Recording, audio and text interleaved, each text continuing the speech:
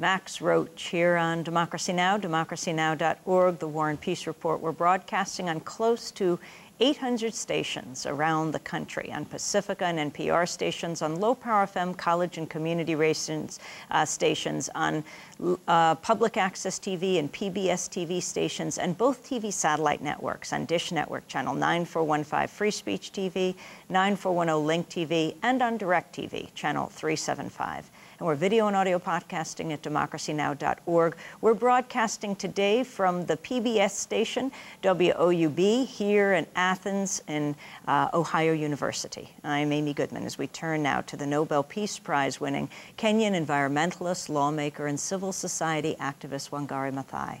She spearheaded the struggle against state-backed deforestation and founded the Greenbelt movement in 1977 in Kenya, which has planted over 45 million trees in the African country.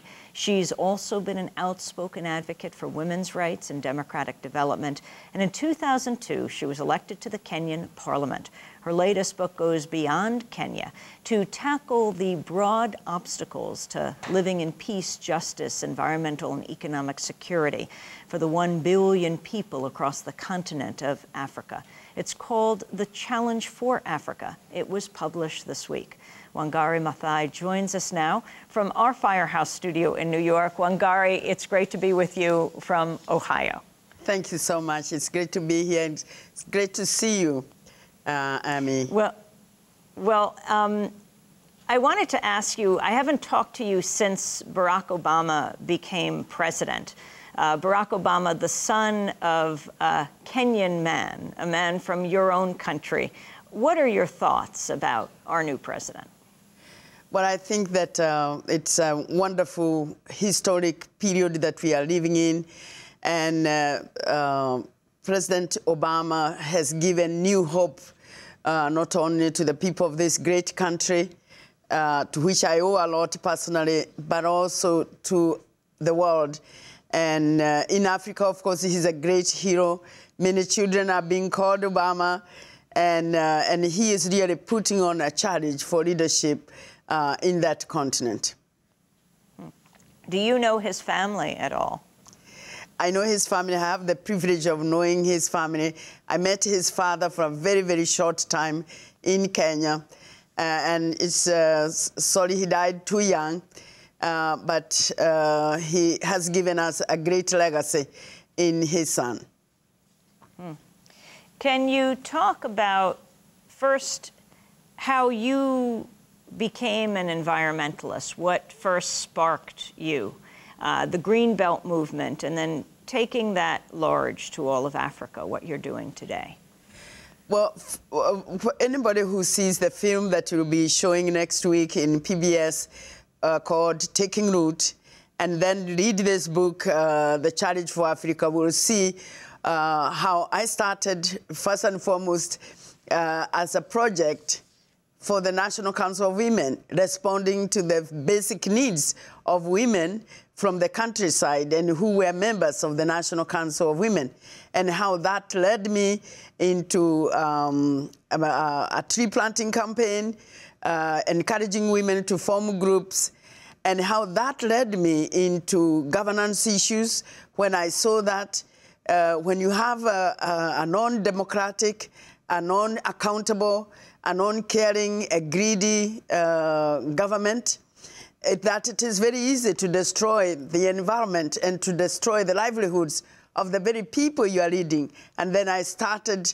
advocating for basic human rights. And then how that led me to deciding that maybe I should become a legislator myself. And how in the course of all those 30 years, I have come to realize that, that what we need is a very holistic approach to Africans' issues, and that we need to understand that it is not one track, that there are many issues that need to be approached simultaneously, as we have tried to do in the Greenbelt movement. You have written about, in Time magazine, you had an article last month, in Los Angeles Times rather, where are Africa's Obamas? What do you mean? what I was reflecting on is the fact that the Obama phenomenon is such an inspiring story in Africa, and young people and leaders in Africa are talking about Obama, are enthusiastic about Obama, are looking up to Obama, and yet they are not creating in Africa an environment, a peaceful environment, a democratic environment, a conducive environment for the little Obamas in Africa to realize their potential. Because after all, there's so many young people who were born at the same time that Obama was born. And the challenge I was putting to the African leadership is, if this young man had grown up in this region, would he have been able to exploit his potential the way he has been able to do it in the United States of America? Does one have to go to the United States of America to experience their potential? So in a way, I was putting a challenge to ourselves to create the kind of conducive environment where our children can experience their full potential.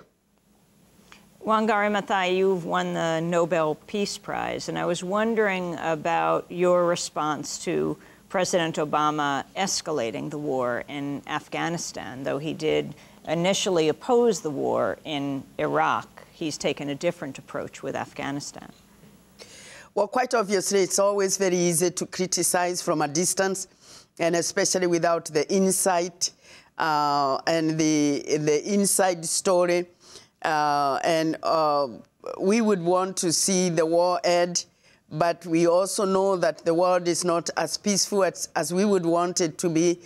So I'm really hoping that with his commitment to end the war, that he will do whatever it takes to ensure that we have peace. I have been encouraged by the fact that he has indicated that he wants to engage in diplomacy. He wants to reach out to the people who were seen as enemies. And I'm hoping that that's an indication that he wants to provide leadership in the world that is not aggressive, that is engaging, that is willing to listen. And I think he has been expressing that a lot as he talks to the rest of the world. And I'm hoping that the world will respond accordingly. But as I say, it's always very easy to criticize and to take positions when you do not have the wisdom of what goes on behind the curtain. What about what's happening in your own country, Wangari Maathai? You served in Parliament. Now what is happening to human rights activists in Kenya? Well, as you know, recently we have heightened our voices against the violations of human rights in Kenya, and especially extrajudicial killings of members of the Mugeke sect, which have given the police an excuse to kill innocent people.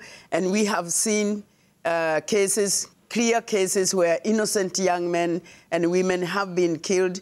And we are very saddened by the fact that this is happening during the time of President Kibaki, a man who came to power promising zero tolerance to corruption, promising full rights, promising a better country, a better Kenya, a better governed country. So many people have been disappointed, and as a result of that disappointment, which actually goes back to 2003, when he first refused to honor the Memorandum of Understanding, we have had so much division in the government, outside the government, and the worst part of it was when it was acted out last year in January. The escalation is still going on, and we are hoping that we can find a solution. We have the benefit of having Kofi Annan, the former Secretary General of the United Nations, helping us to come to the round table and to discuss. So we are hopeful, but we should not be we should not lose sight of the fact that there is a very serious undercurrent of tension and competition among politicians. Wangari Maathai, with the Kyoto Protocol expiring, there's a major climate conference, global environment conference in Sweden in December. Can you talk about the significance of this? Will you be going?